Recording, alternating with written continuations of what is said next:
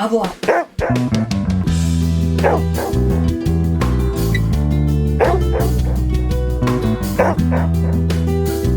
Let's do this. All right, everybody, welcome back to another episode of FitPet Boston Talks.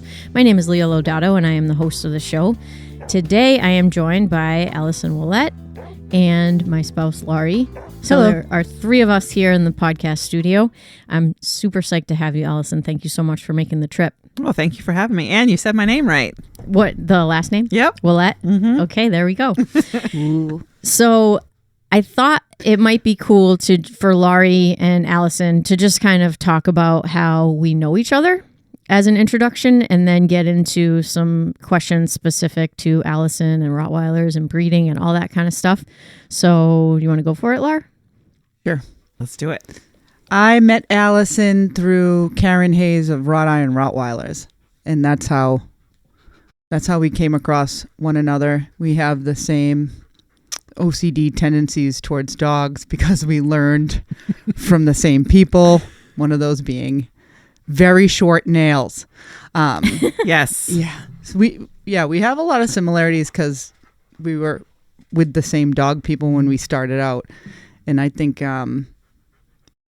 that's about it. That's about it. And Yeah. you guys continue to train together. Yeah, I feel like we have a bond in this that guy named manner. Steve. Yeah, we both train with Steve Romhart. Just as we're talking, Lily is trying to eat the mic cover. She's like, I It's don't. fine. Or she wants some energy. She wants a. Oh God. Oh boy, it's a disaster in here. she might have to go in the car. She's like, she doesn't know what to do. Okay. Everything's okay. She does have a place command if you get sick of her. I don't even know what to do with this. She's like, I don't even know what to do with this. Lily is in my Now lap. you know why Silly Lily is. Yeah, she's nuts. She's beautiful. Thank you. I know. Buddha was eyeing her through the window. Yes, he was. Their faces very similar.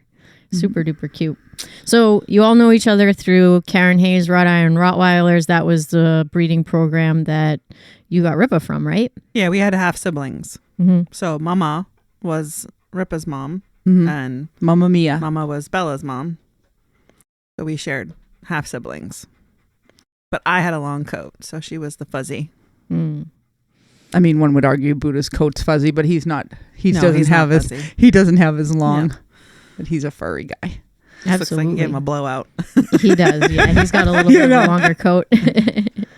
I think once you're raised in the dog world by the same people, it kind of creates a bond because I still talk to the same people I talked to 22 years ago. So Yeah. we'll always have that tie. Mm-hmm. Yeah, Karen was basically my mentor, and I learned a lot from her, paid attention a lot from her. Midas, who I got from Karen, started the foundation for breeding.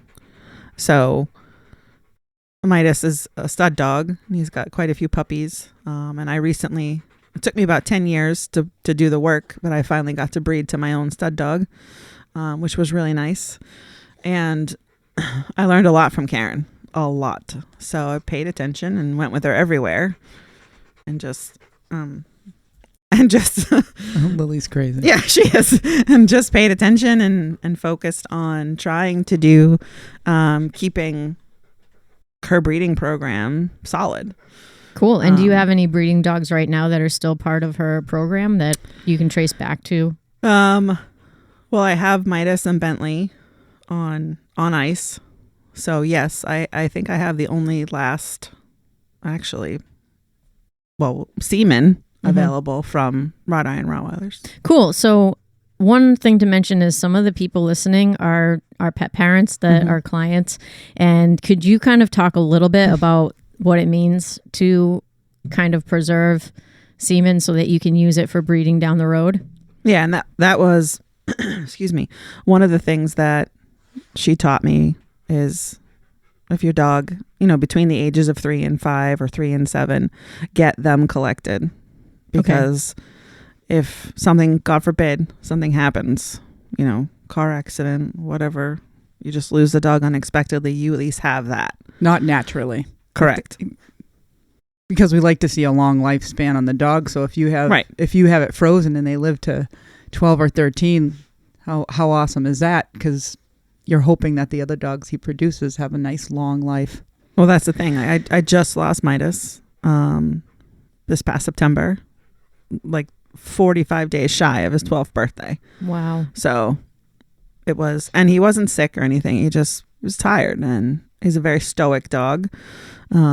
He wouldn't want to be, having accidents or not being able to get up on his own. So I made the decision to just let him go. We had a blast of a week. He'd let him do whatever he wanted, eat whatever he wanted. And then we just said bye. Mm-hmm. So it was nothing traumatic. And that's what I wanted for him. I didn't want him to leave unexpectedly or something, really bad happened. But he didn't have cancer. He wasn't sick. I mean, neither was Bella. Same thing. Old age, 11. Right. So it's very good genes. And trying to preserve that is difficult because if you don't have a lot of information, health testing, clearances, things like that, it's really hard to make informed decisions to breed two dogs together to know if you're gonna do a good job. Right.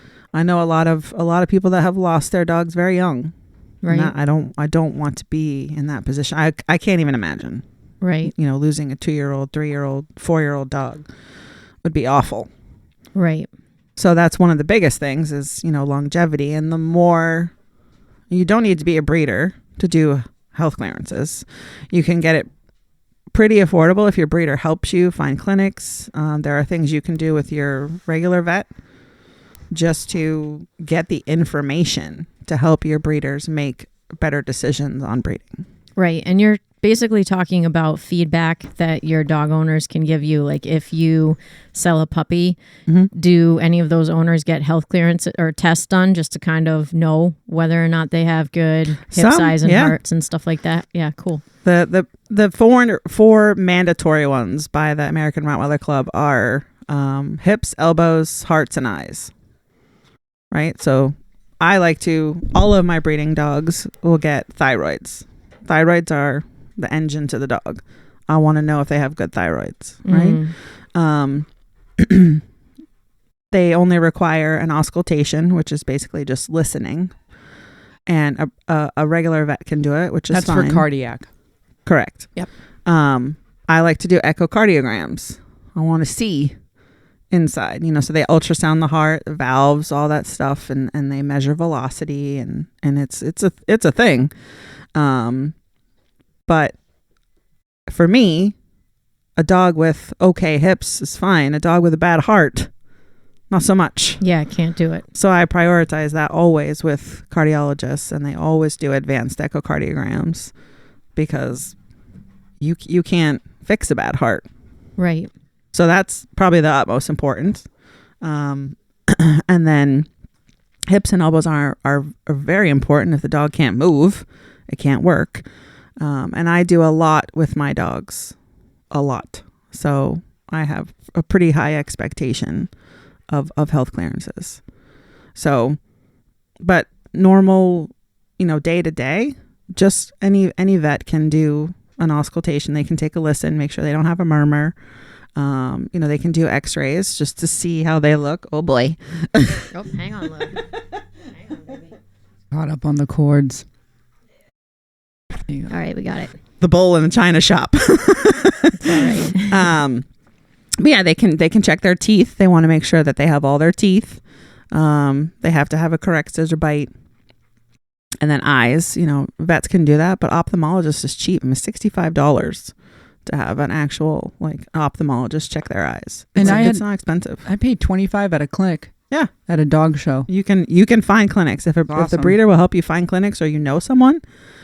It's not very expensive. The most expensive things is going to be x-rays, obviously. Right. And an echocardiogram, I mean, wicked expensive. You can find one for $285 at a clinic by a cardiologist, a board certified cardiologist. So you just got to know where to look. Right. But you can do it. And the more information, the better we have to make informed decisions.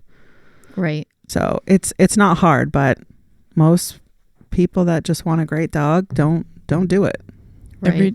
Every time you mention a test, I can think of all the pet dogs I've trained where teeth are being pulled, where there's an overbite and the dog has gum problems. I mean, eye problems. Every time you name something, I can think of a dog that has a hip issue or an elbow issue. And Leah and I always say, if you're going to a breeder, make sure that they have these clearances, because so many of our customers, they look at a website and I say, no, if it's a real breeder, they are proud and they are going to post every single health clearance they have on their dog. And what I've been seeing some quote unquote breeders, they're really puppy mills, do is they're only doing the testing at 6 months of age and they're not retesting. Yeah, so that wouldn't even count. It wouldn't even count. Prelim. Yeah. Yep. And I had a breeder who was not happy with me because I said these are 6 months preliminary things. You just sent my customer a video of this adult female who's limping. Yeah. She's not limping. I go, she absolutely is limping. I sent it to everybody. I sent it to Steve, Claudia. I said, look well, at I didn't get it. I said, look at this dog. I said, look at how it's limping. Yeah. So look for health clearances. Yeah, it's important. I mean, and you can do your very best. You can have incredible health clearances. You can put, 2 dogs together that are impeccable and still get issues. It's I mean, look at humans. You have one child that's autistic, one child that has cancer, one that's fine, and they're the same parents. Right. It's a crapshoot. Right. Unfortunately, we can only do our best to make sure that they're sound animals. Right. I have a real problem with breeders that don't temperament test their dogs, that don't work them in some way. I mean, with what we have now, you can do anything. I mean, fetch. You can get a title in fetching. Yeah. Right? Fetch. That's the newest AKC title, right? You can do anything. My dog is a champion fetcher. They have virtual titles now where you can, I'm sure you've had people ask you, right? You guys in dog training, the virtual titles. We got a lot of CGC stuff, a lot of therapy dog stuff in the past, but you can do obedience now, therapy. I mean, virtually. You can do rally virtually. You can do so many things virtually now. There's kind of no excuse. Right, not to do something with the dogs. I mean, I don't love going to dog shows and spending 8 hours there to wait for my turn in obedience. Oh my God. So the virtual things, I'm in. It's true. Right. It's great. I can just rent a facility or go outside, take a video, send it. It gets judged the same way, right? But now I don't have to wait 8-9 hours and spend $100 to go somewhere. Right. So, and it's fun. It's not something most people want to do because it's expensive and it's a lot of traveling. Mm-hmm. The traveling part's probably the worst for me.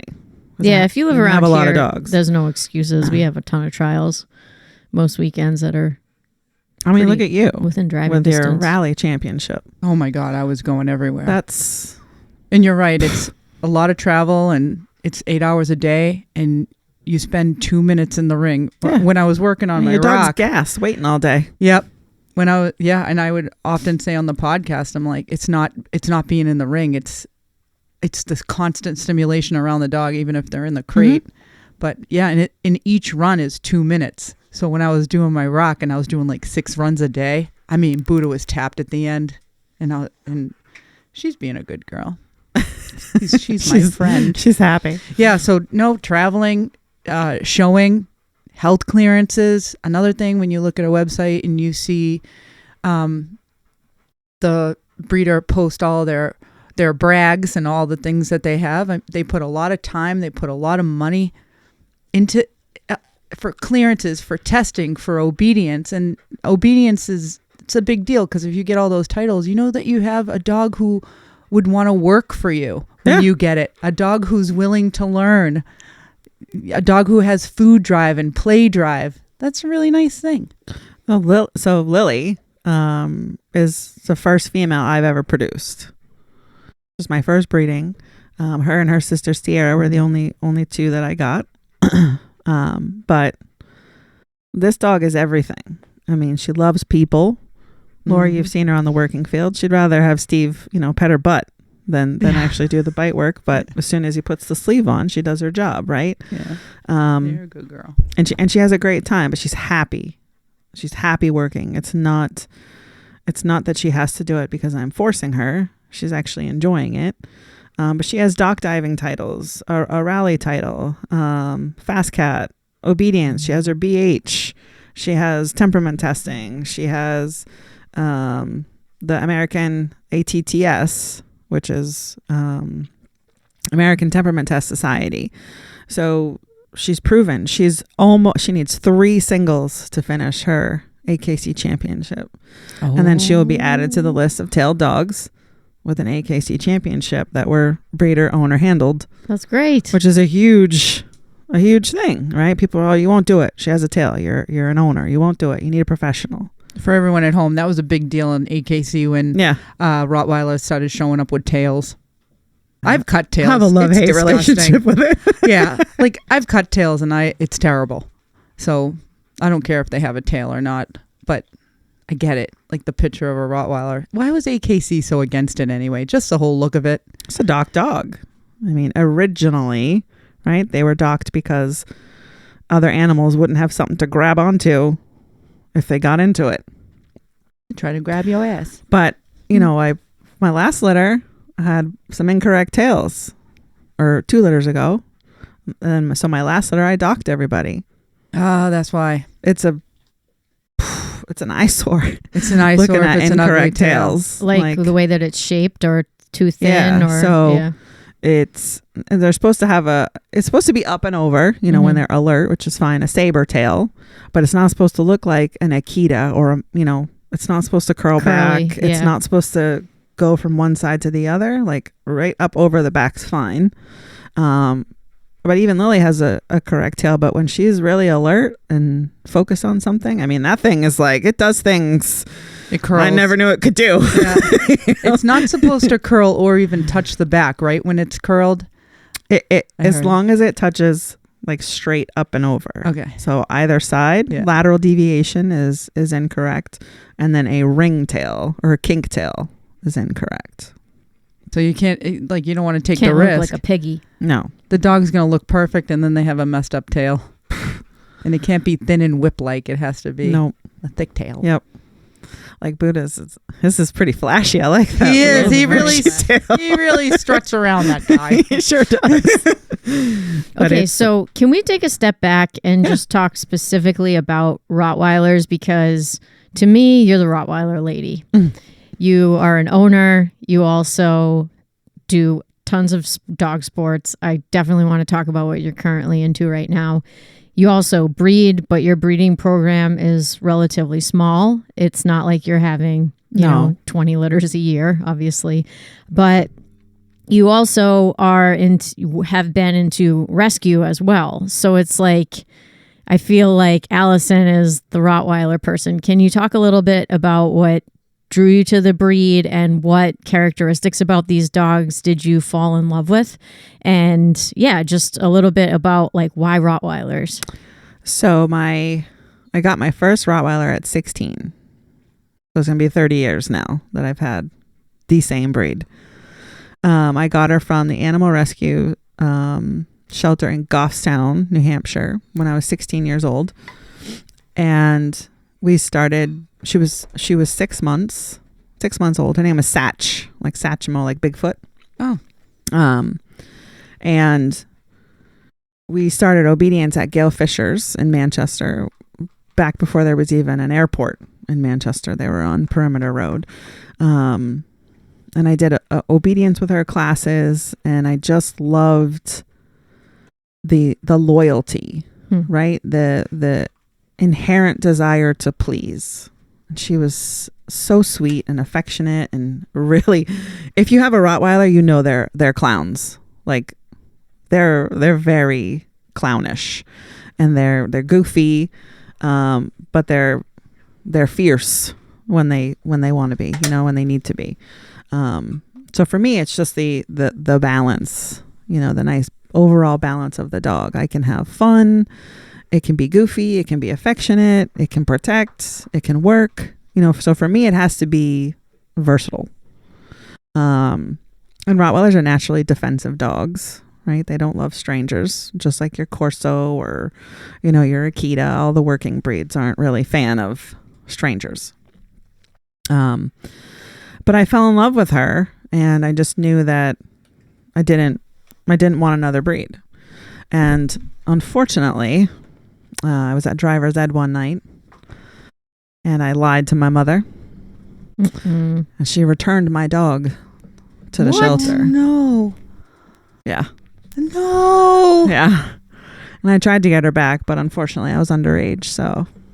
Are you kidding? I didn't know this story. Yeah, I told you. It was pretty, I was traumatized, like really traumatized. Because I gave my heart to this dog. And you're training her. Yeah. But, so yeah. Fast forward, I think 7-8 years. I bought my first home.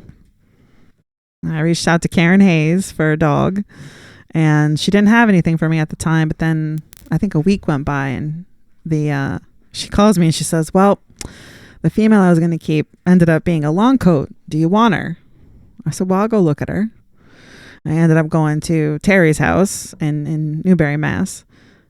Man, I took one look at this puppy, and she was like Fozzie Bear, man. She was so fuzzy and fluffy. Kind of looked like a burner puppy.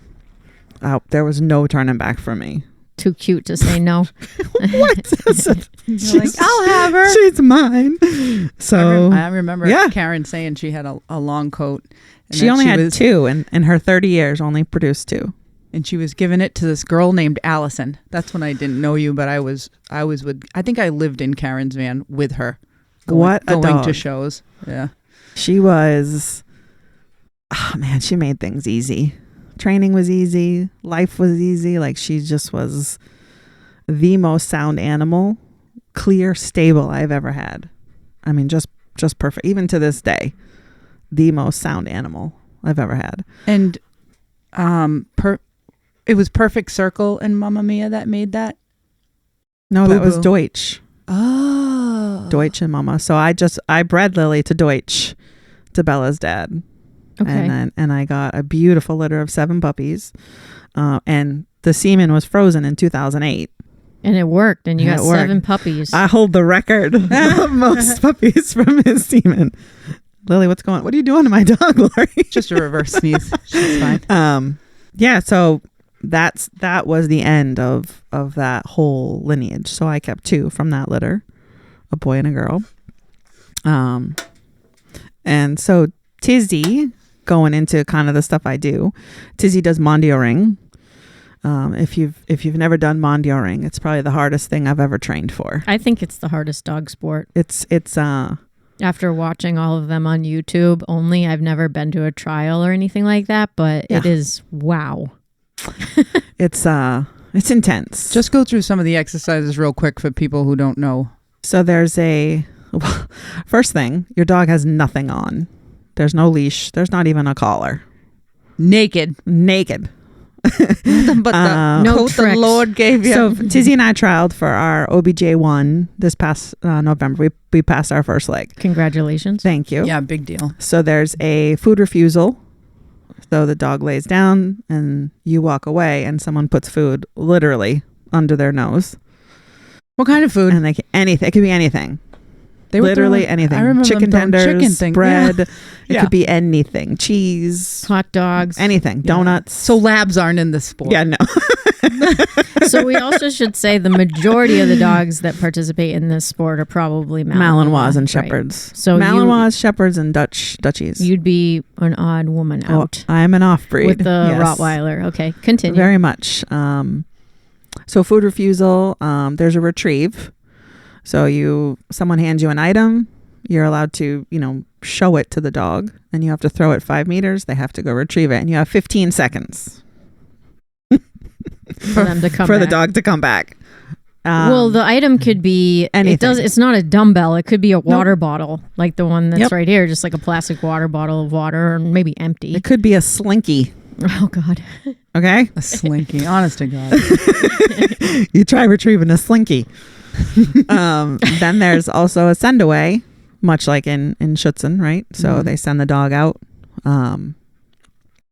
as soon as they cross a line, which is about 20 meters, you whistle the dog back. You got 20 seconds out, 20 seconds back for the dog, or you lose, anything not done in the time frame allotted, you lose the exercise, 0 points. Okay. There's the palisade, which is a 6-foot wall that's flat that they scale, and there's a ramp on the other side. They go down, but they go up, down. That is a scary looking wall too. Yeah. You worry the dog's gonna blow a knee out. Definitely wore some Depends training that exercise. Your dog, you're just it could fall, no big deal. Yeah. So the palisade has, I don't want to call them steps, but do they have little outcroppings that the dog can get some sort of a grip on, or the dog just has to jump 6 feet like this? Okay. 6 feet, 6 foot board, 6 feet up on the opposite side. When they go down, there's a ramp. Okay. And then there's healing. As you get through the higher levels, there's a scent discrimination, handler discrimination. They have a piece of wood, like a dowel, that you can only scent when you first see the judge, and you can't take it out again. They have to find that in a crowd of other dowels, so they have to find the one with the correct scent, much like the dumbbell exercise. There's a flea attack, decoys running away, right? You send the dog, they do the attack. Always you whistle recall the dog back. There's searches, and the dog has to search the whole field, and if you've ever seen the field, it's big. And they get really creative with the scenes on the field in Mondio. Oh yeah, too. we did a Step Brothers scene, this past November. So there's an absence of handler, so you put the dog down and you go out of sight. And there was 2 girls, and they were fighting basically, with swords. And they were like, "Do we just become best friends?" And oh my God, it was big fighting. And there was, they were on bunk beds. So the position changes. You either had to sit on the bunk beds or lay on the bunk bed. So you're not even looking at the dog if you're laying, because it's such a that's level 3. You had to lay on the bunk beds and do your change of positions with the dog across the field. Wow. So it's a lot. It's a lot of generalizing in order to be able to do it. And where do you train for this? So we train with kind of our home crew at Peace of Mind Canine and Prospect Canine. So Nick Hodgen and Rebecca Carr kind of partner together. And we have our own little kind of Mondio crew, and we just started the Mondio field in Hillsborough, New Hampshire. We hope to have a trial. Wow. You'll have to let us know. Definitely. I would love to come. We're shooting for September, but we're hoping to have one Memorial Day weekend. Of this year? Yeah. Wow. As you know, it's a coming lot. Up. Flying decoys from Belgium or wherever, judges and stuff. So we're hoping, but definitely we're planning for September, I think. Well, good luck. Thank you. That would be super fun. But mostly we train with Joelle Clerk in New York. So before the trial, every 2 weeks I was driving to New York for either 1 night or 2 nights, training, seminars. It was a lot, like a month and a half of a lot of commitment. Did you drive week. back and forth? I would say 1 night. Okay. And then, all right. So I would train in the afternoon, train in the morning, the next morning, and then drive back. Gotcha. Which, wow. Oh yeah, you're staying at a. I found the perfect. I'm not saying it. Don't say it. I'm not saying it. No, this is my spot. Mm-hmm. Love it there. I remember we used to stay at hotels, Karen and I, every time we had to go to dragging a show. Everything. Ugh.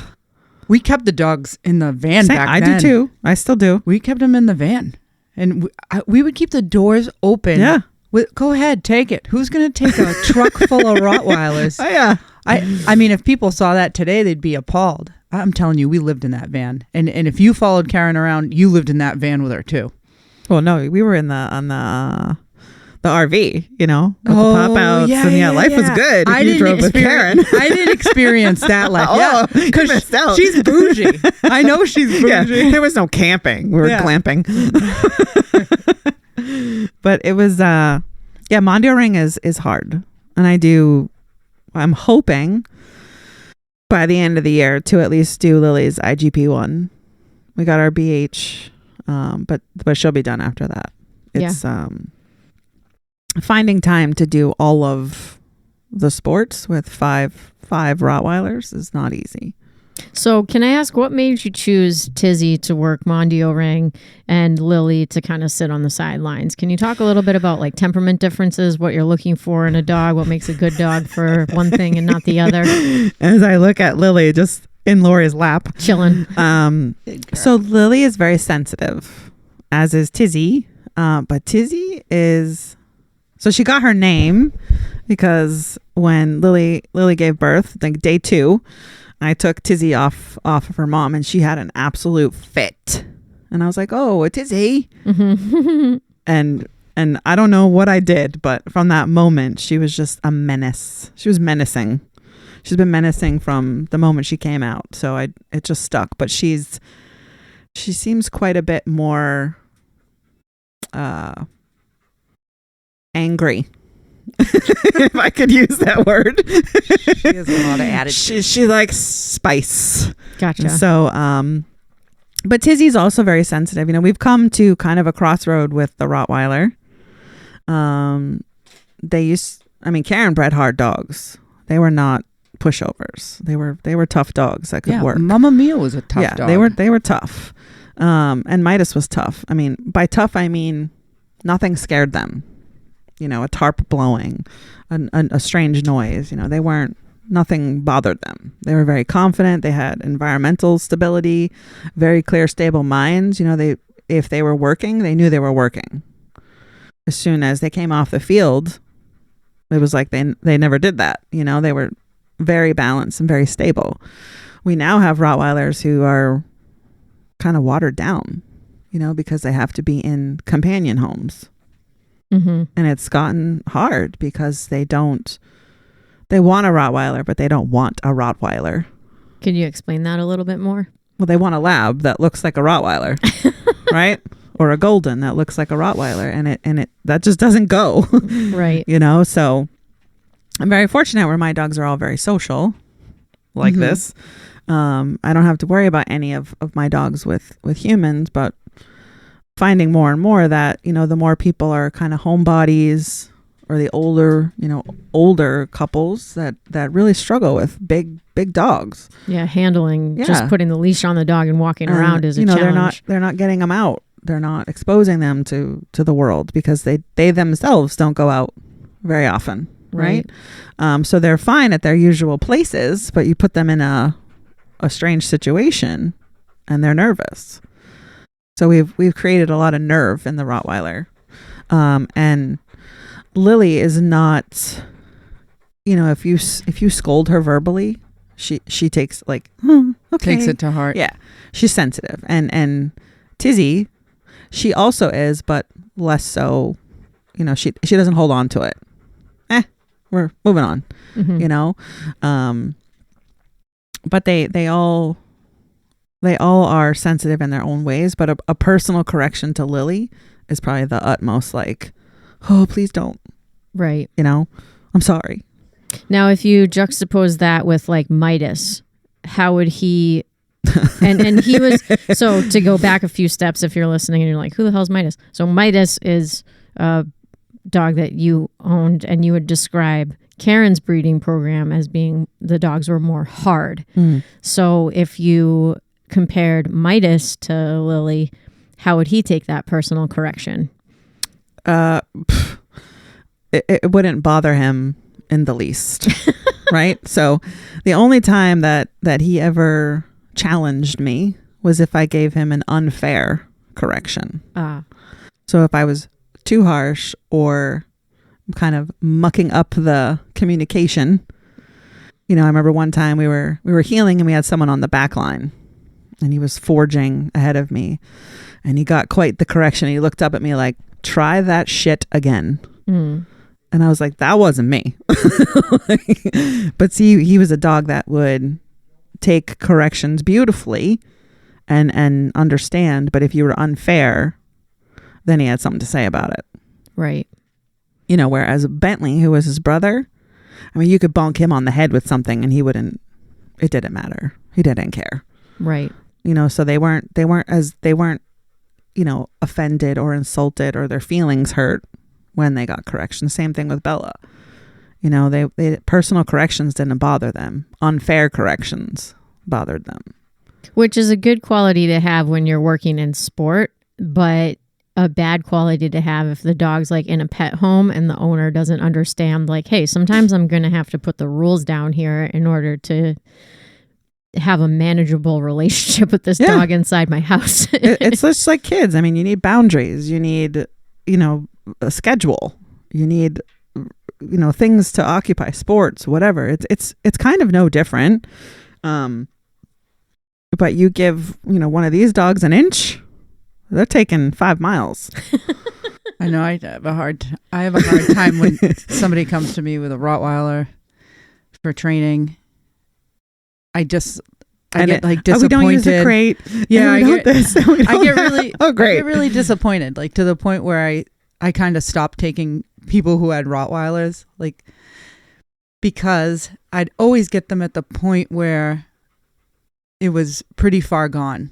Yeah, the dog is literally, one was just pushing his mother around by her crotch around the house, and like they found it funny. And so that's not funny. That's not funny. And then I don't even want to train anymore. I just get so irritated, and I'm like, okay, we're going to do this, this, and this. And they don't want to meet me halfway, and they don't want to crate. You try to prevent problems, but the dog is cute when they're puppies, so they get away with a lot. And then when they turn into adults and you try to put any kind of structure on them, they'll tell you to go pound sand. And it's a Rottweiler. And it's 100 pounds. or more. And he's a complete ass. Mm-hmm. And they don't care about correction. I don't know one Rottweiler that cares about a prong collar. No. You're walking. If you have a reactive, if you could see Allison shaking her head right now, it's just like, no. They Buddha really don't doesn't give two shits about a prong collar. So if he's reactive, I better come up with some pretty inventive ways to keep him. That ties into, right? Like, so with Midas, so Midas started in IGP with Steve. I've known Steve a long time. Not as long as you. We're in a competition one day. I started in IGP with Midas, and there wasn't a lot of places to go. We don't have a lot of outlets like that for our dogs. We really don't. And then at 7 years old, we switched to PSA. And PSA is a lot more pressure on the dogs. That's another thing. Like, Rottweilers now don't handle pressure well, whether it's proximity, you know, spatial pressure, personal space pressure. They don't do really well with it. When you say they don't do really well with it, can you just describe that scenario? So let's say you walk up to a dog that you don't know is a Rottweiler, right? And you lean over it. You're getting that side eye, like, what's happening, right? And if you don't know what they're communicating with just that 1 second of stiffness and that look, you don't know what's coming next. Right. Could be a warning, could be a full on, I'm going to murder you. Right. You know, so you got to have a clear, stable dog to do anything really, but especially sports. Right. So we switched to PSA. I mean, they're slamming the dog with can curtains and, you know, yelling. And so you really need a dog that isn't bothered by that stuff. So we switched to PSA when Midas was 7, and I met Rebecca and Nick because he could have given 2 shits about what I said with a prong collar. Okay. I mean, I could literally be hanging him. Stop growling at the person walking towards us, right? He didn't care. It wasn't until we started remote collar training, and it provided so much clarity, a lot less frustration, took all the emotion out, the anger. You know, why don't just listen to me? He loves me, right? He didn't care. But that remote collar changed everything. We trialed for our PSA PDC when Midas was 9. Wow, older. Yeah, he was 9, and he went on the field. Man, he was obedience was beautiful. Yeah. Best I could have asked for him, right? He had beautiful obedience. He did the bite work. He did everything that was expected of him. He came off that field, and there must have been 10 people petting him, and he didn't care. That's awesome. You'd never know that he just bit 3 random people. That's awesome. And then came off the field and was just loving life. That's awesome. And then I retired him. That was the last thing that I wanted to accomplish was, damn it, we worked this hard for 9 years. We're doing it. That's awesome. And everyone, we didn't, there's a carjacking scenario and they're smart. They start to anticipate the exercises, right? Well, he let go of the sleeve, and I, being a novice, still novice, even 7 years into training in sports, I could have said the word out, but he outed himself, so they couldn't judge the out. So we just didn't pass from that exercise. Oh, gotcha. And they were like, do it again. I was like, no, I said that was it. Mm-hmm. I'm not risking my dog to try again. I mean, he's old, 9-year-old Rottweiler doing yeah, PSA. That's something to consider, right? You're asking the dog to jump into a car. Yeah, a U-Haul. With somebody in there. Mm-hmm. And there's some physical risk to the dog doing all of this big stuff. Physical risk, yeah. I mean, some of those decoys are 6'3". He's jumping up to grab their bicep. Mm-hmm. Yeah, it's just not. It wasn't worth it. We did it. We were happy. He gave me 100%. And he meant more to me than any piece of paper. So without pissing anybody off, what made you choose to go the Mondio ring direction versus the PSA direction with Tizzy? She would not be able to handle that pressure. Okay.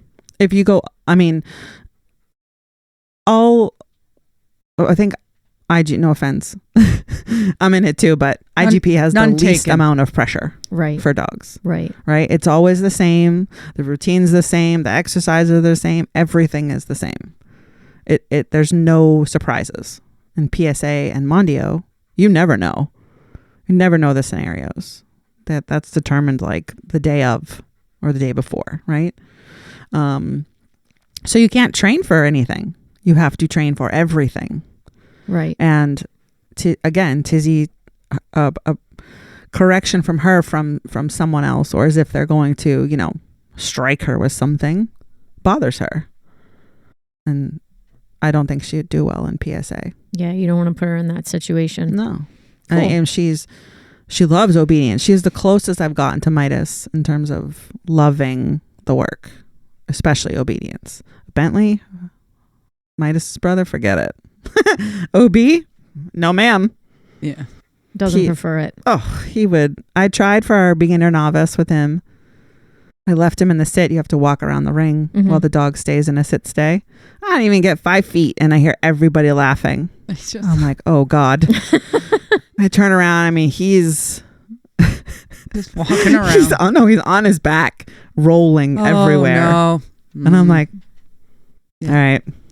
Do you know, I think that exercise is the most difficult until you get to, CD open or something like that, because you have to go out of sight of the dog. And Raven, we always lost points on that exercise. We passed, but Raven would just, when I would go out of sight, I mean, she was 10 months old when I started trialing her in beginner novice. Don't recommend that if you're listening. Please just wait. Yeah. Don't be anxious. Wait. Yeah. But she would swivel. Like her ass was down, but her whole front was just swiveling. And same thing, people would be laughing. And I'm just like, oh my God. Mom? It's really challenging for a dog because they're social and they're in a strange place. And there's mom and she's leaving. And it sounds simple, like, okay, just put your dog in a sit stay. But the whole idea of walking behind the dog, it's way more challenging than the long sits and downs in the CD, as far as I'm concerned, because in the long sits and downs, you're just standing right in front of them. They're like, okay, got it. Now it's different. You're 6 feet. Right. It's a 1 minute sit and like a 1 minute down. It's kind of a joke. I had to do it when, Midas, he didn't like white fluffy dogs. Samoyeds, Akitas, same, Huskies, whatever. Yeah. But fine with a Newfie or a Saint. It was for some reason. And the last leg of our CD, I'll never forget it because my heart was beating out of my chest. This woman walks by the ring gate with a Samoyed and she's pacing. Oh, great. I bet I know her, actually. Pacing back and forth. And I hear Midas. And I'm like, he's like, I bet she's yummy. It's our last leg, right? I'm like, of course. I'm like, Moo, please, come on. This is it. Like, it's our last leg. Let's behave. And I was like, plots. And I mean, then you had to walk clear across the ring from the dog, right? And in my mind, I'm like, all right, I'm going to get banned from AKC if he gets up because I'm going to tackle him, because he was shaking. And I'm like, he's going to get up. Yeah, these are the things that go through your mind. Yeah. Like, your dog's in a long down, you're across the ring, and you see this lady walking her fluffernutter dog back and forth in front of the ring. She paced the whole time back and forth. 3 minutes felt like 3 hours. Yep. Right? Yeah. And there's like a Boston Terrier next to him and a cattle dog next to him. He couldn't even care. Yeah. Right? And man, I was trying so hard not to fidget because you can't move. You can't say anything.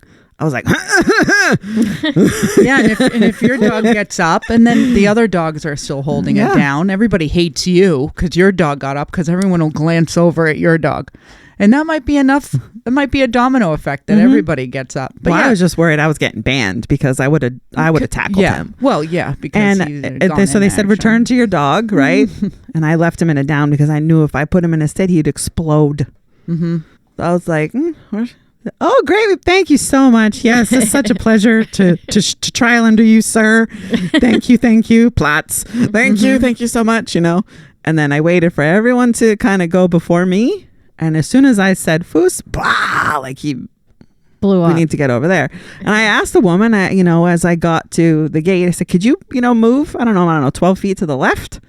Well, why? Well, your dog can stay white or it can be red. You choose. Oh my God. He's only wearing a flat collar. I don't have much to go with here. But and she was upset with me. I'm trying to be responsible, asking you to move so there's no issue. And you're going to get upset with me? I've had plenty get upset with me because I've stood right in front of them and they go, excuse me. And I said, excuse me.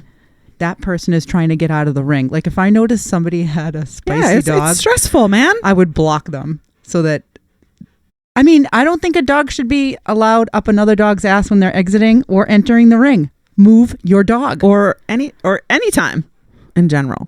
Not to bitch too much about AKC, but I can't stand it when you're exiting the ring and somebody is walking to the steward's desk to get their number with their dog. Yep. And then they stop to have a conversation with the steward about where can I get the rally course or whatever. And I'm like, move. I try not to do that when I'm going up to the steward's desk. Because first of all, I know that they're busy because they're trying to pay attention to what's why does your going dog on. need to go? Yes, I know. Why does your dog need to go with you? And then if you stop to talk, you're literally right next to the ring. And there is either a dog trialing in there or there's a dog leaving there or there's a dog coming in.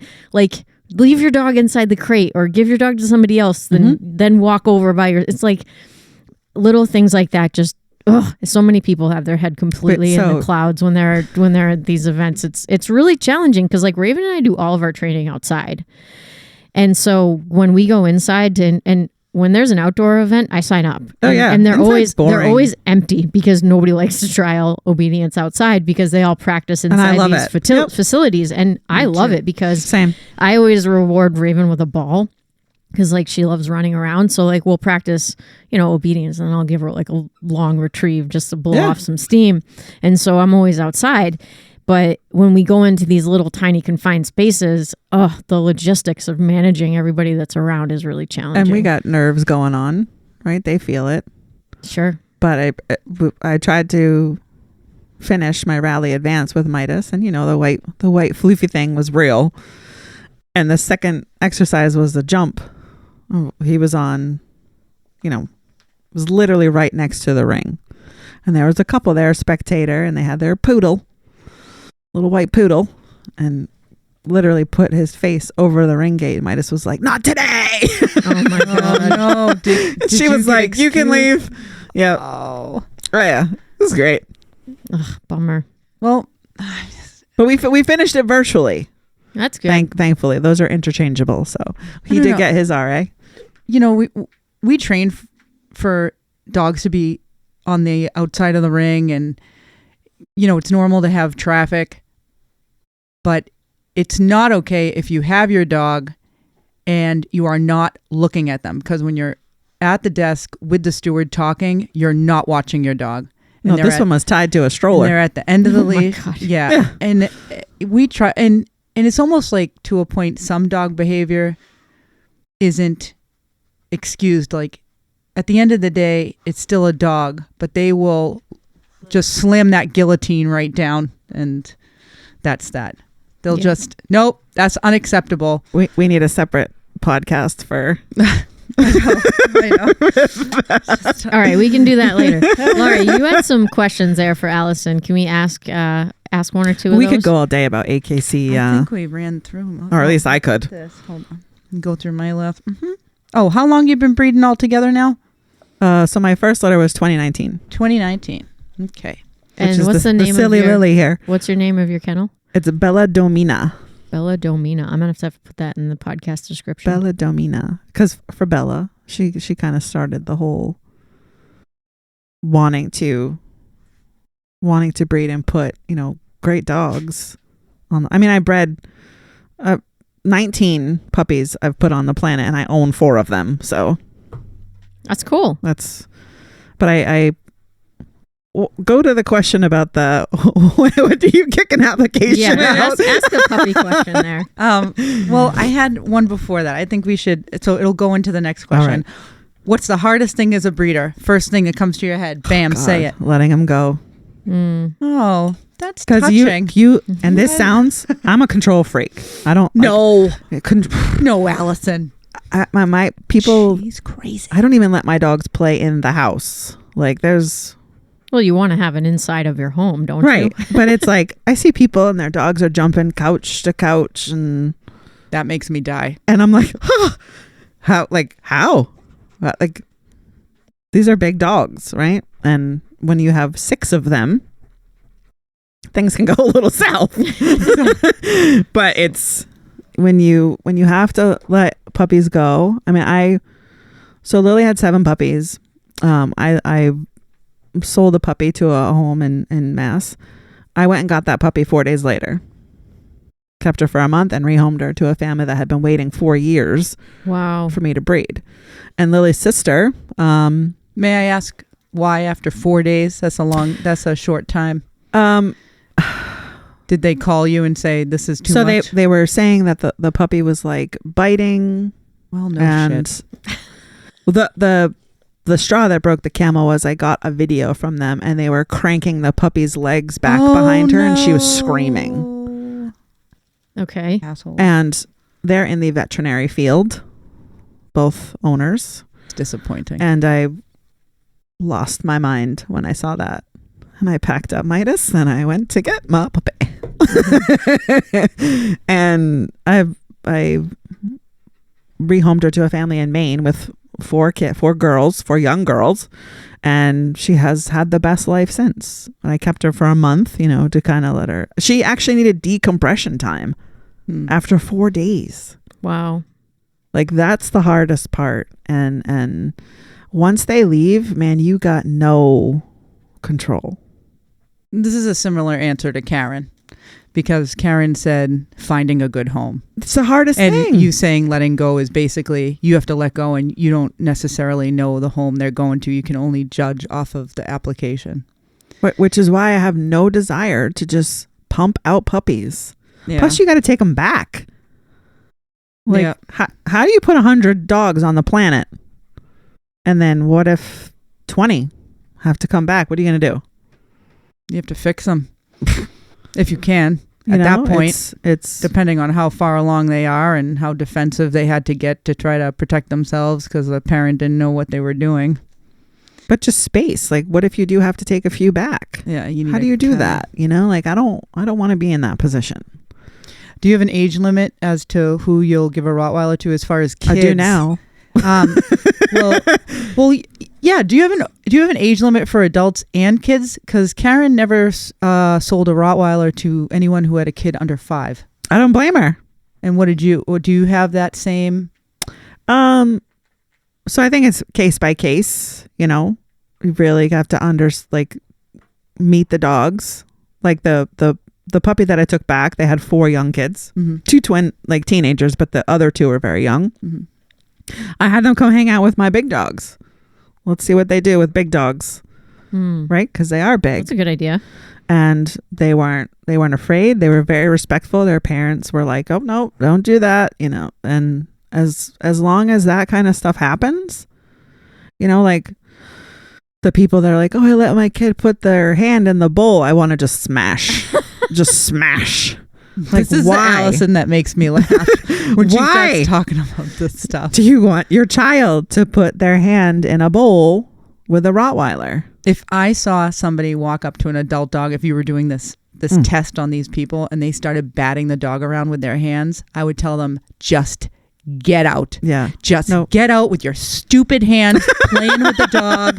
I hate it because then you're gonna can't hang out. Yeah, you're gonna tell me that your dog bit you, that your dog thinks that body parts are acceptable. So some parents will say, "Oh, I don't mind if the dog nips me," and I'm like, "You're going to mind when they grow up." Okay, I'm done. Sorry. It's you guys know, as dog trainers, there's so many signs before a dog bites. Oh yeah. And they just out of the blue. It's not out of the blue. I don't know how you. It's not out of the blue. It's not. They were telling you the whole time. Yeah. Uh-oh. Lammy is going to get She's ruined. eating Lammy. Buddha's going to get so It's upset. okay. He's going to yell at you. She's so like him. I can't get over it. Okay. So this was my other favorite part, was looking at the applications for homes that came in with Karen. What makes you throw an application in the trash right away? Well, first, I love the one-liners. Price, you're done. Yep. You're done. How much? Yeah, you're done. I don't even you know how many Facebook messages I get? How much? Delete. I don't even respond. I don't have time for that. We're already a no. And people that, so recently, Oh, good. I love these. I got an email. They told me what they wanted, which is fine. She's gonna eat Lammy. I'm just making sure she's not eating the stuffing. Scalpel. We're gonna have to do surgery. So they wanted 2 puppies. No. To be around 8 weeks old at the time, and they wanted to train them for service or whatever. And my response was exactly if you want sugar coated, go somewhere else. I'm just not. We're past sugar coating, way past. And I said I would never ever sell litter mates to a home. I kept litter mates because I don't have a problem with doing everything separately. You get your time, you get your time. You guys aren't gonna, fight. They do. I will say, siblings fight harder and play harder, and than dogs that aren't. It's funny how that works, but that is true. The litter mate thing is very true, and because Tizzy beats the crap out of Oliver, more so than she would any other dog, and he just takes it. But litter mates are a no for me, or 2 puppies the same age, no. And that's what they wanted. So I said no. And he said, oh, well, not from the same litter, just the same age. Well, how the hell are you that's the supposed same to have thing. that happen? No. I said You'd have no. to have 2 litters at the same time in order to make Which is, happen. I don't have that either. And what reputable breeder does? I mean, they do. Really? There are people that I know that are considered reputable that would absolutely do that. Oh, wow. That's a lot of work. I know. I did it. Crazy. I would not do it again. I mean, I had to have, treat and train, right? 2 treat and trains, right? For litter mates, 1 in a pen, 1 working with me, swapping, blah, blah, blah. You have to do everything separately. Right. You can't do everything together. Right. So one I want to work, trying to teach that one to be okay with being dismissed while I'm working with the other one, back and forth. It was exhausting. Puppies having 2 are puppies. crate and rotate. Yeah. I wanted to talk briefly just from a case that I'm working with right now. And I think sometimes people have a misconception that if they get a second dog, that second dog is just going to do everything with the first dog. And for example, right now I'm working with 2 labs. One is a 6-year-old lab, and she struggles with some leash reactivity in the neighborhood. And the other is a 7-month-old lab. And the last thing that these parents should be doing is walking those 2 dogs together, because one of them is not trained to walk on a leash. But it takes less time. Exactly. One of them is not trained to walk on the leash, and the other one needs to work through some behavioral issues. And in their minds, they were like, we'll get a second dog and we'll do everything together. And then the trainer comes in and says, no. That's not going to be successful. And it just breaks all of their expectations apart. And I think it would be helpful not to start with that expectation and to just understand like these are two separate dogs. I'm going to have to do two separate things with them. No, two. I mean, I have six Rottweilers, all related, right? From breedings or buying. Rain, who really started my breeding program, is a Midas daughter. I flew out to Washington State to get her. And there's no two dogs that are going to be the same. No pack of dogs is always going to get along, or even two dogs, right? Like we've entered into a world with dogs where humans kind of expect unrealistic things from dogs, right? They want them to come trained or just know. Life is busy now. I don't know if I feel like this the last kind of 10 years, life's hectic. Yeah. Everything's rush, push a button and I can get instant gratification for anything. I can even get Dunkin' Donuts coffee delivered to me now. Right? So it's the work. It's work. It's so much work. But they want to get, I have a client right now. She has a Aussie border collie Aussie. Jeez. Hello. It's okay. Border collie. Border collie. Aussie mix. It's hard to say that. Aussie. And she wants to work, man. Right? And of course she barks. And she's pushy, which I love. I would love a pushy dog all day versus a blump. Mm-hmm. Potato. Right? Yeah, no. So they want to get another dog. Oh dear. And they just got this to dog. tire And her out, right? It's their first dog. And I keep saying, please don't. Please don't. Please don't. Like, and lately I feel like clients come in and they're like annoyed that they have to do work for the dogs. It didn't used to be like that, right? No, I mean, people would expect a certain level, but dogs are... But they were okay putting in the work. Yeah, I think it's because dogs are so humanized, and it's very strange, actually. Humans are allowed to be complete assholes, but dogs aren't. Yeah. Like, God forbid your dog, will bark at another dog. Right, yeah. Bark at another dog. Or a human. Or not like a person. Mm-hmm. And it's like 2 people or 4 people. It's not even a lot of people. And my favorite. Like they're afraid of men. I know. It's really tough that if it's the smallest inconvenience, and then that small inconvenience where they don't want to train becomes this huge temperament issue. Mm-hmm. It becomes a huge reactivity issue. Yeah. And then they blame the temperament of the dog, but when you don't put in the work, you made it worse. You made it that way. But this goes back to what we were talking about before. You can't have a lab that looks like a Rottweiler. Like, it's just... Yeah, and sometimes we'll face that. Like, we had one fella walk into the yard, and I literally have a people pen. Some people stay in the people pen. Those are the rules. You stay in the people pen. And all right, I might need to implement that. Let's hear about this. You can see it when you leave. But he walked in. I wasn't home, and Leah was there, and he walked right up to the door, and Buddha... whoosh, right to the door and was letting loose, and that guy had his hand on our door to the house, and Leah goes, like the yard, no, the yard or the house. So what Laurie's describing is exactly correct. He came into our yard. I had Buddha. I was at my desk, and he came right up to our door, like the little screen door, house door that opens up into our room. Unannounced. Yeah, he was 10 minutes early. And so I didn't see him on the cameras. And then instead of waiting, he just walked right in. And then here is a 100-pound Rottweiler barking at this guy. Yeah, I wouldn't have. And he was going to open the door. Yeah. He had no fear whatsoever of that dog. And I jumped up and screamed at him to get away from the door, because I knew if he opened the door, like, there was going to be a problem. Yeah.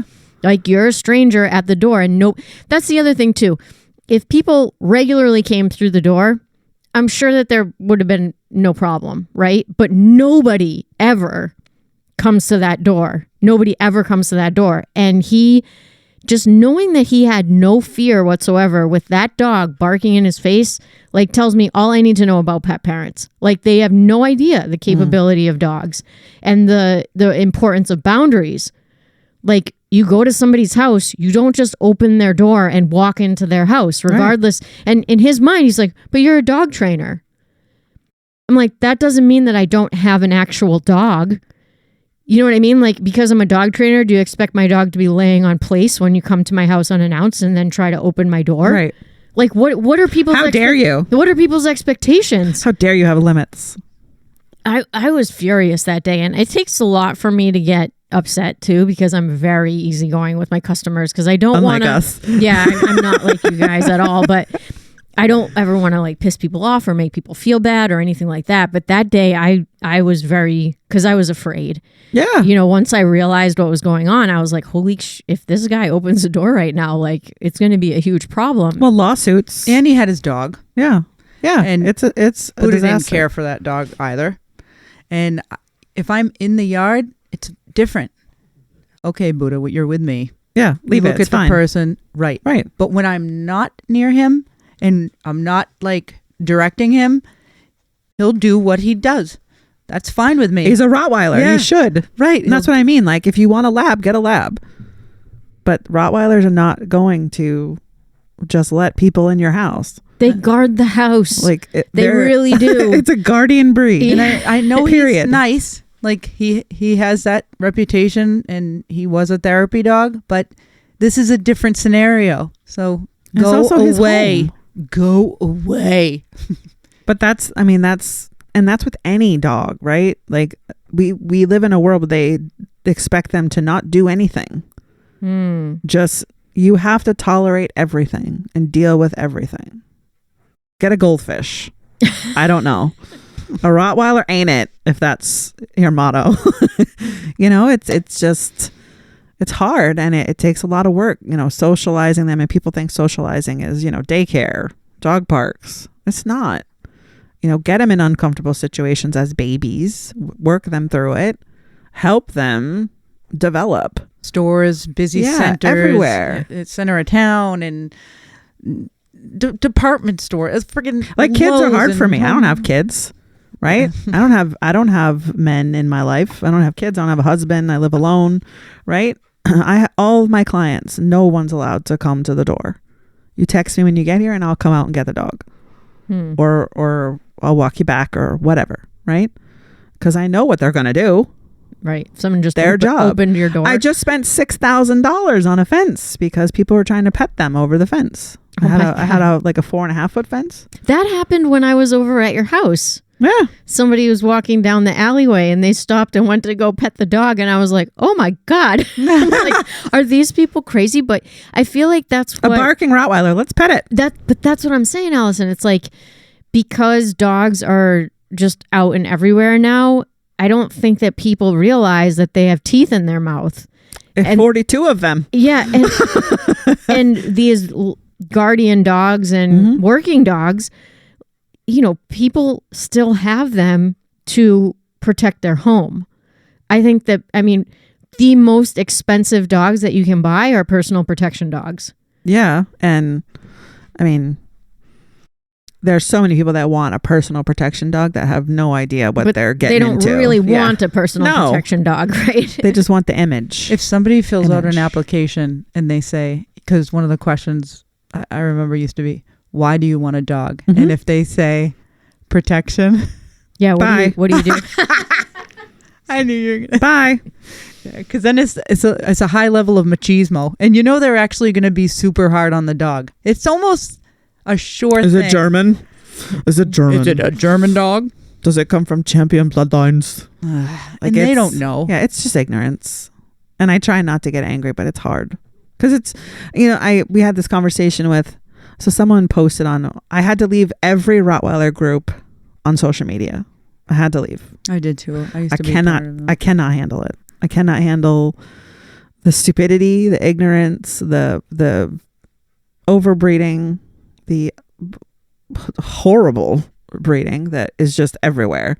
And all these people that produce, 2-3 litters at a time or 7 litters a year, they don't care who they sell to. They don't. Well, they can't almost. No, they got to move them, right? So I had this conversation with a gentleman, and he asked about a certain lineage, and I posted a picture of this dog that had like literally looked like it hit a wall. And I was like, if it looks like this, I hope you're not breeding it. And he's like, wow, blah, blah, blah. And he got upset, and he made a comment about, well, this is personal. It is personal. Passion is personal. I work really hard to try to preserve a correct dog with a correct temperament, with workability, with versatility, right? All the natural traits that we want to preserve. So yeah, it's personal. And I'm sorry, but you can't have passion without personal. If you're passionate about something, you take it really seriously, right? Now, I'm not one of those. You're not looking for it. No. Yeah. But if you're going to ask, I'm going to tell you. Fire away. Sorry. Allison's talking about a lot of Rottweilers that are coming out now tend to have a pug face. It's not a bull and they have a mastiff. smushed nose and My Rottweiler weighed 200 pounds. Great. You had a mastiff. yeah. So Probably where there was some mastiff in there somewhere. size does matter. It's you don't want to have this overgrown, wet-faced, smushed nose Rottweiler. They're supposed to be able to work. Well, also by wet is like excess skin. Right. Like just all drooping around all the over face, they aren't like a mastiff. Yeah. Yeah. Well, and the sad thing too is we tend to look for these, I think they call it like, not neophobic because that's new, but dogs that have characteristics physically that look like babies or young children are more, that's why people like. This is new for me. Oh yeah, new for me I just too. read about it in my nutrition course. But like dogs that have very human-looking eyes or really big eyes, or like babies have like this like smushed, cute face and like their nose, and that's why some of these breeds that are really popular get popular because they look like A doodle. Well, they look like they have those like baby type features. Yeah. And it looks cuter to us. Like that squished face is cute, and people like it for that reason. Nothing would scare me more than a dog that looked like a baby. Or like a large or a baby in general. Yeah. You want me to out the room, put a baby in it. You want me to run? or like a large forehead. Yeah. And that's what's happening, right? The forehead is elongating, and they're getting these tiny little eyes, right? And this smushed muzzle, and it literally looks like it took a face plant and for 100 yards. Oops. And it's hideous. Plus, they're getting bad bites because there's no room in the jaw for 42 teeth. Yeah. So they're all smushed together, or they're missing teeth, or the bite's just horrific. And every puppy that is not made for all of the things, right? Find the thing they like and roll with it. Yeah, because you just described the dogs that you have at your house, and Lily is good at I know what she's maybe good at, yeah. IGP-1, dock diving, and then Loves it. Yeah. I mean, Tizzy. your other Tizzy is going to be very social. Tizzy has more drive. Her brother doesn't.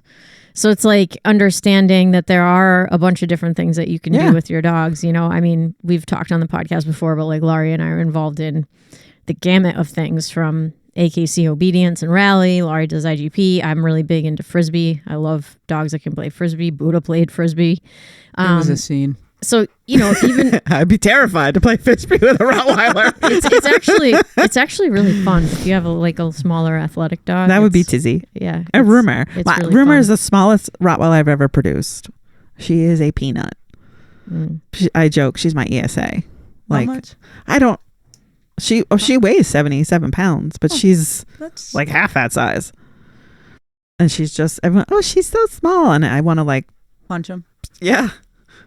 Well, Quilla isn't a huge dog. No, She's a they're probably sweetheart, similar. though. They're probably She's a sweetheart. very similar. Were but they in the same litter? Yeah, they're Yeah. sisters. Yeah, we've trained a dog from Allison's that litter of puppies named Quilla.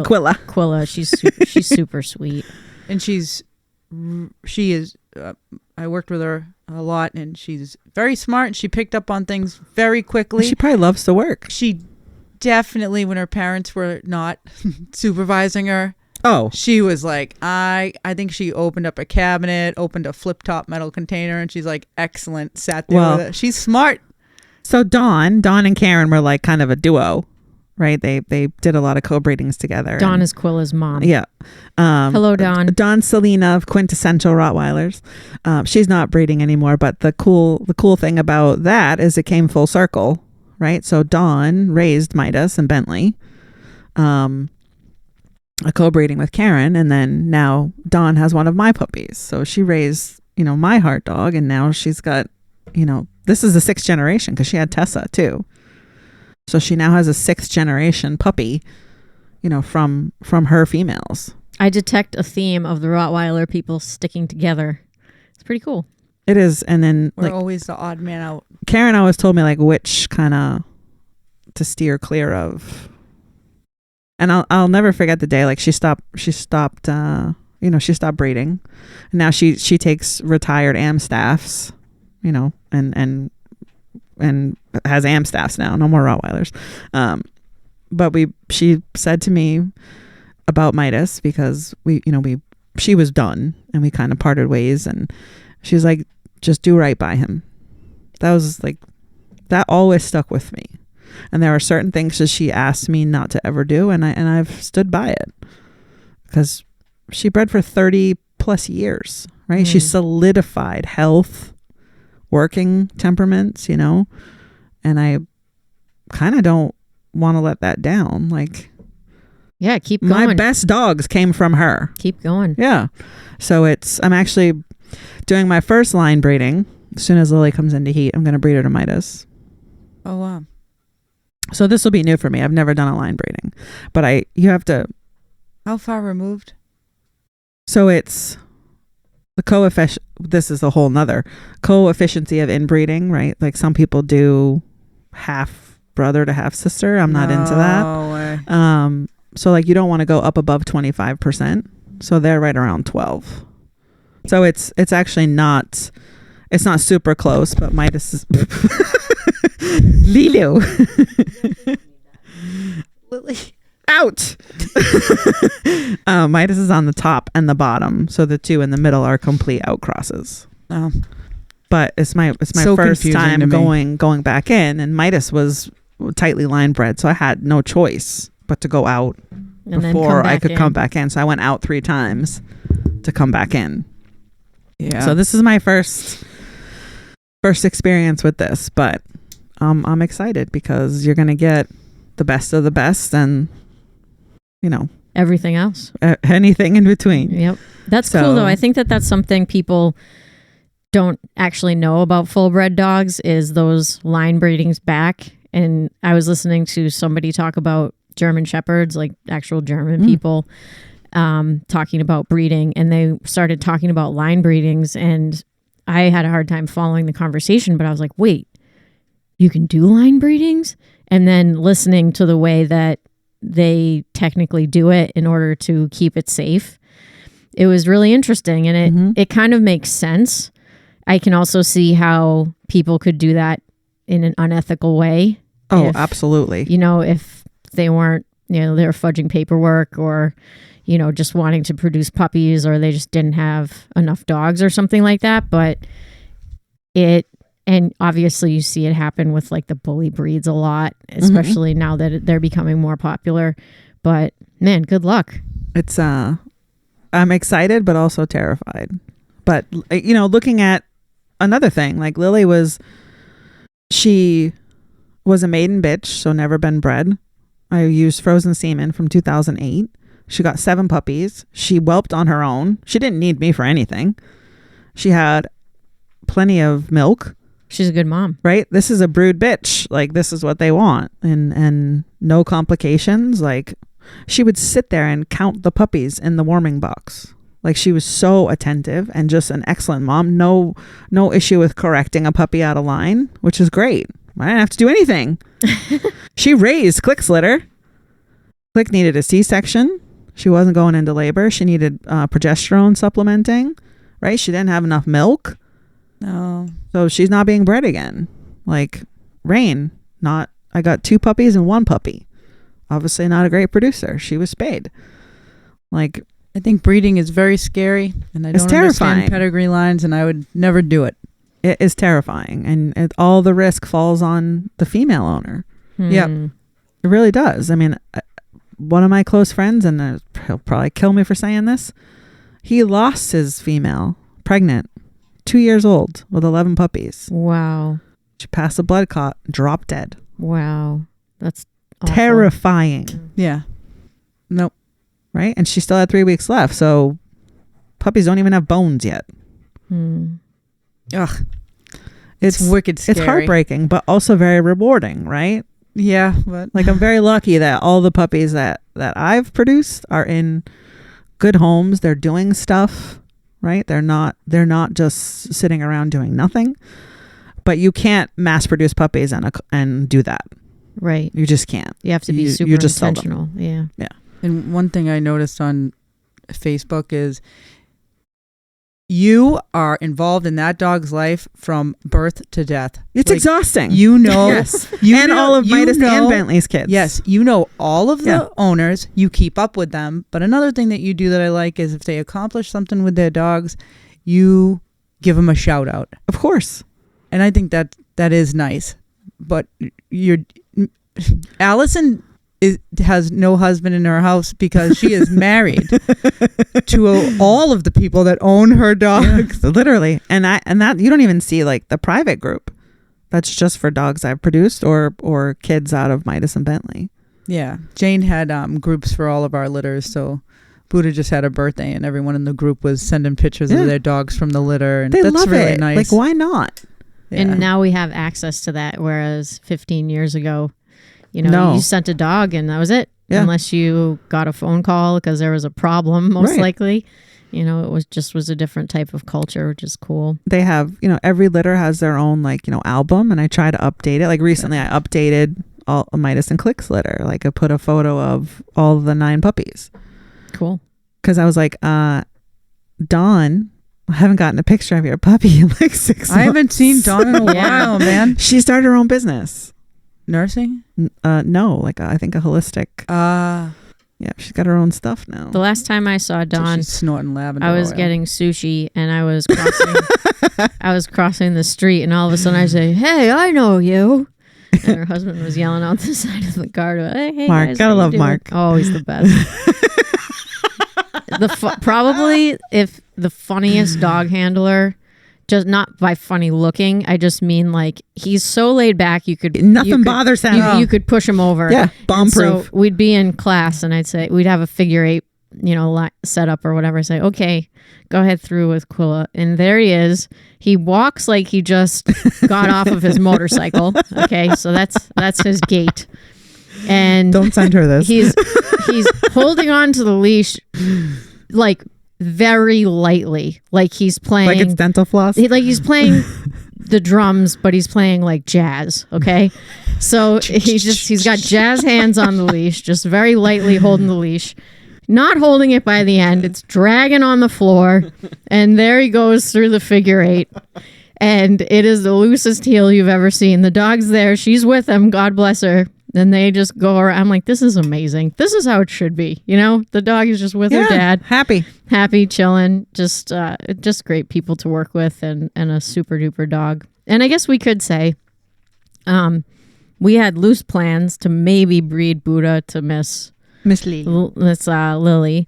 But when Laurie went to do the health testing on Buddha, not all of the health testing came back ideal. So that was a no-go, which was depressing for us, but it's something that happens, right? Like Laurie did everything that she was supposed to do. Buddha is an absolutely amazing dog, like temperament wise, and like he looks great and everything like that, but not 100% on the health testing. So like that's a no, and that's the reality. And we were super bummed about it, but I also think it's useful for Honestly, you're better off.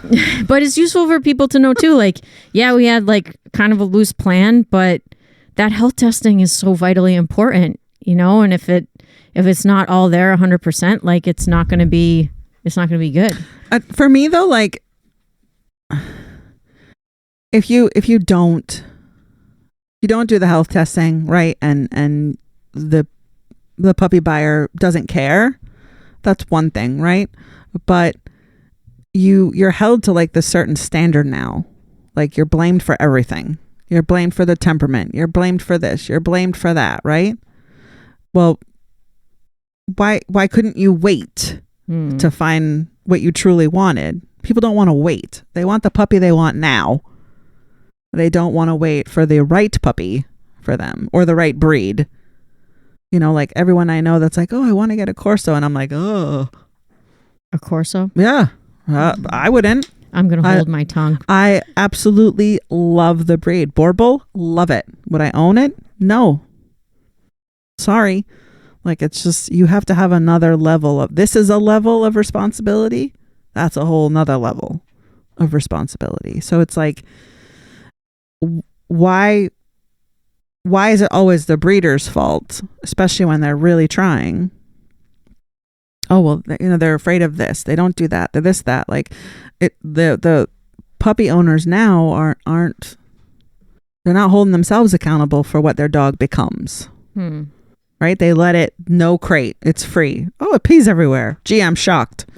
It destroys this. No, you don't say. Like, you know, they don't take it places. Oh, it tries to nip at the vet. Like, none of that is the breeder's fault. Right. Right? Or the dog trainer's fault. It's just... Yeah, you got to step up. Every puppy that I have goes into the 4 to 6 puppy, right? At shows. Why? Because it's invaluable. They take a handling class. It's invaluable. Doesn't have to just be a show dog. Let strangers examine your puppy.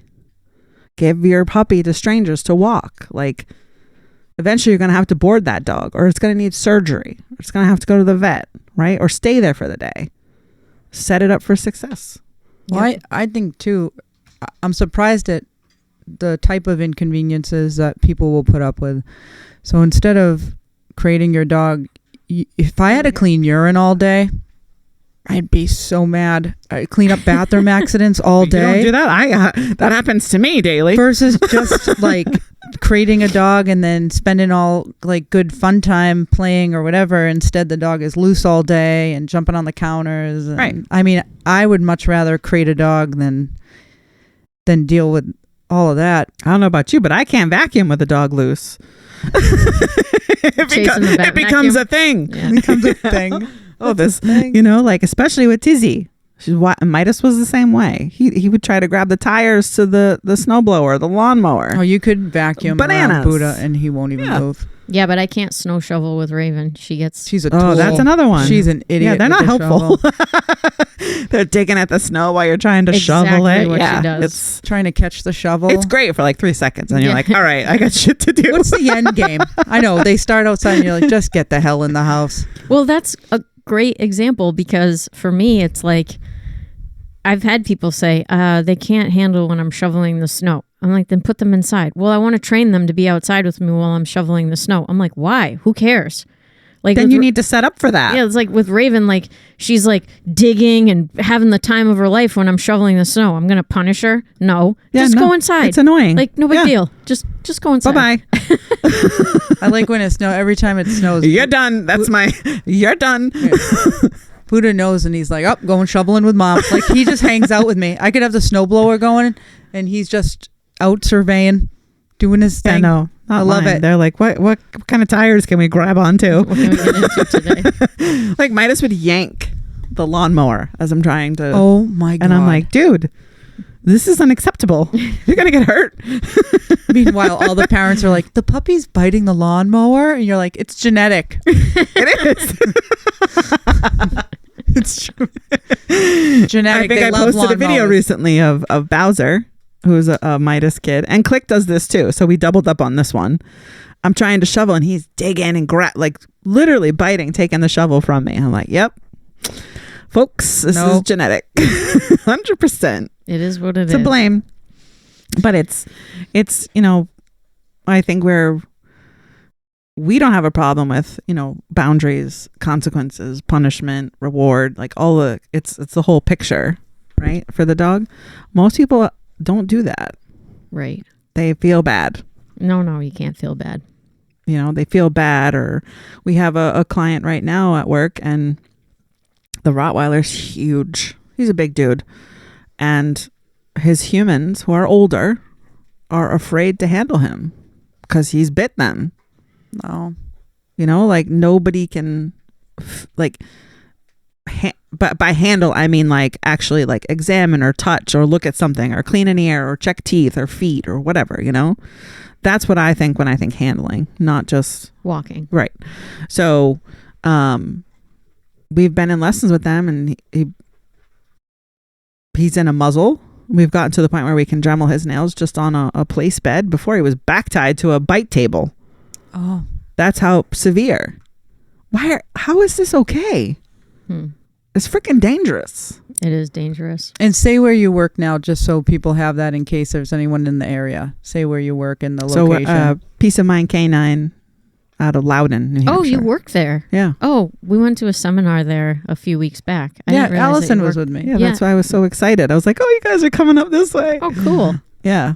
I started working with Rebecca when Midas was 7, when he was flipping me the bird anytime I asked him to do something.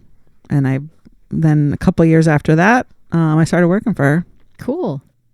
Balanced training. I can't say that enough. Balanced. Right. This cookie for everything or no punishment, force free. It doesn't work with a Rottweiler. I don't care who you are. Yeah. At some point, nothing is force free. I agree. I read a really good quote that if you put a leash on your dog and expect it to yield to pressure, you're a balanced trainer, or you're using some sort of, you're using an aversive training tool, just putting a leash on your dog and not letting them do whatever the heck they want, and kind of understanding that. I know that right now the force-free ideology, it's so pervasive and it's problematic, especially with, different types of legislation that is being proposed. And if you are a trainer, I think it's important to be aware of the stuff that's going on. I know I'm in the IACP, and they send out notifications when people or when different states are, doing ballot initiatives and things of that nature to regulate dog training. And it's just, the more I'm doing it, the more outspoken I'm being. I've never been one to really get involved in those type of conversations because I don't like pissing people off. But yeah, the force-free ideology is so toxic to... We're going to lose our dogs. Because it's going to come down to you won't be able to own a dog like Lily and Buddha. Nope. Because their personality, they're dogs. They're not something that we want a dog to be. They have these drives and they have this initiative, and it's important to be able to train them properly. And to be able to do that is, it's what we call balanced training, but it's really just reality.